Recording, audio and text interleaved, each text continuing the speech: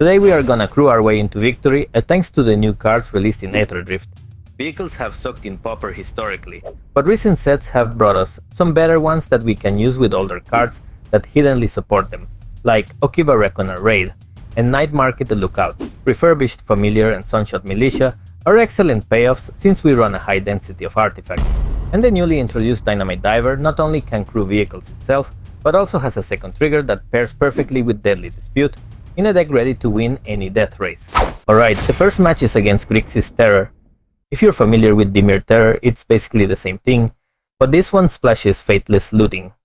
I started with a solid hand full of cheap creatures, and drawing an untapped mountain was perfect. It allowed me to immediately attack with Goblin Tomb Raider and resolve an Okiba Reckoner Raid.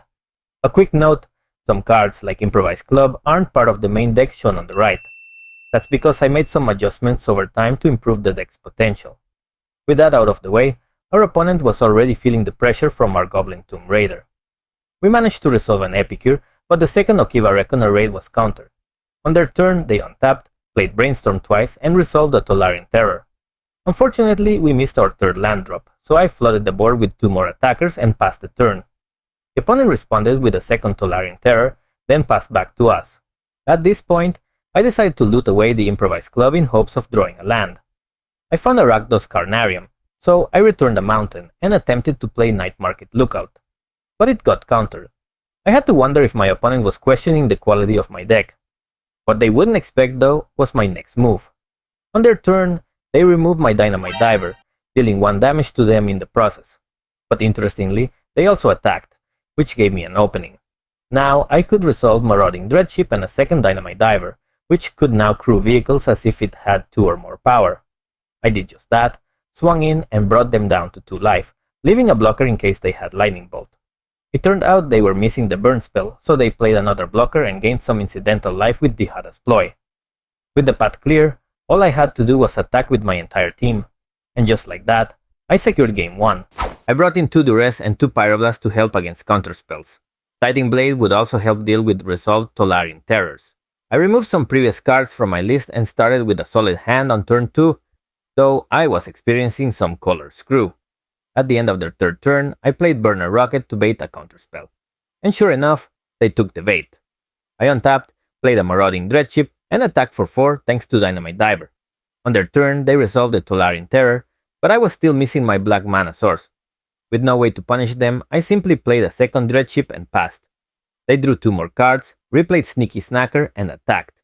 Now, I had a choice, block and kill the fairy, hoping to draw a swamp to remove the Tolarian Terror. Let the damage through and keep attacking with my board. What would you have done? Let me know in the comments. Since the first option felt too risky, I went with the second. I played Goblin Tomb Raider, transformed the token into a creature, and pushed for 10 damage that turn. My opponent played another blocker and stayed back. I resolved the third Dreadship and passed the turn. A second Tolarian Terror joined the board. Finally, I drew my swamp, but playing Tiding Blade at this stage felt useless. Instead, I used Deadly Dispute to draw 2 cards in response to removal. On their turn, after casting Dihada's Ploy, they attacked. I responded with a second Deadly Dispute to remove the Sneaky Snacker. This let me resolve Tiding Blade, untap, and exile their graveyard to limit their options. The opponent untapped and found Lorin Revealed, drawing 3 more cards, but it was too late. An Epicure put them down to 5, and with the help of Sunshot Militia and my artifact count, all I had to do was tap permanents to slowly deal lethal damage. And just like that, I won match 1. For match 2, we faced off against Jund Wildfire, or maybe Jund Broodscale. You'll see why the distinction gets confusing in a bit. I started with a tapped artifact land, planning to play Goblin Tomb Raider and Night Market Lookout on turn 2. Meanwhile, my opponent spent their early turns playing tapped lands and passing, which gave me a perfect opportunity to apply pressure, reducing their life total to 14. On their turn, they ramped with a Cleansing Wildfire, played another land, but failed to put up any blockers. On my turn, I punished them for their slow setup, dropping them to 9.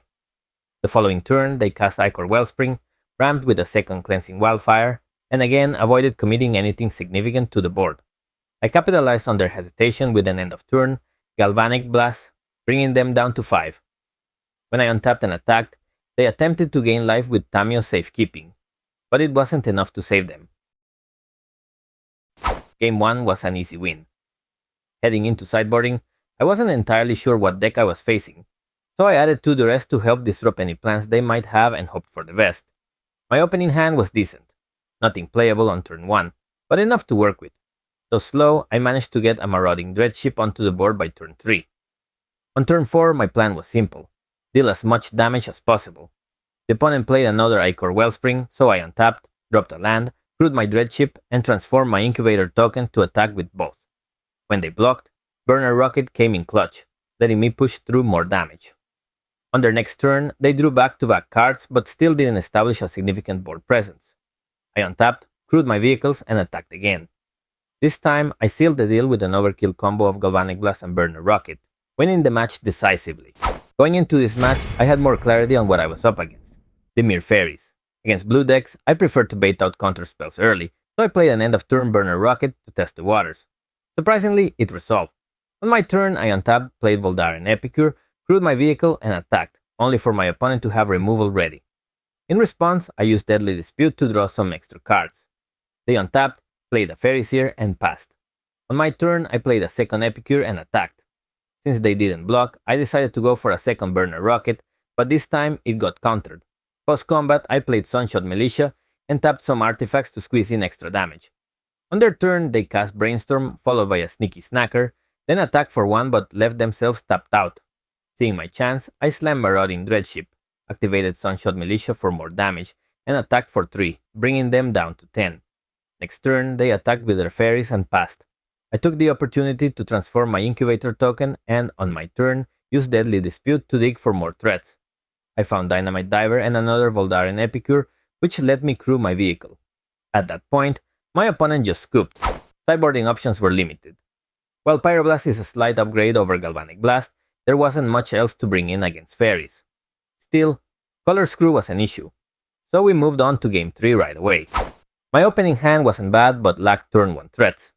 I played Sunshot Militia on turn 2, and by turn 3 I used Burner Rocket to pump it, only for the creature to get removed. I played a land and passed. My opponent untapped and did the same. So on my turn, I played a second Militia and crewed the Rocket to push for more damage.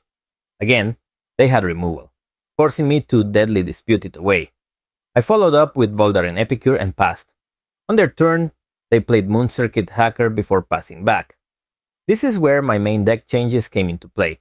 I had swapped in Refurbished Familiar, which not only dodges Snuff Out but also has flying, making it perfect against fairies. Leaving a blocker behind, I attacked with my creatures, and they traded for the Dreadship. They untapped and passed the turn. I transformed my token and attacked again. They used Recoil to remove the token, so I responded with Deadly Dispute to gain extra value, bringing them down to 13. After that, I cast Okiba Reckoner Raid and Night Market Lookout before passing the turn. Played a second Fairy, and attacked with Sprite, sneaking in a Ninja to draw an extra card. I untapped and attacked again. As they blocked, I slammed Burner Rocket to push more damage. They tried to counter it, but I had Pyroblast ready, securing the win in a close race.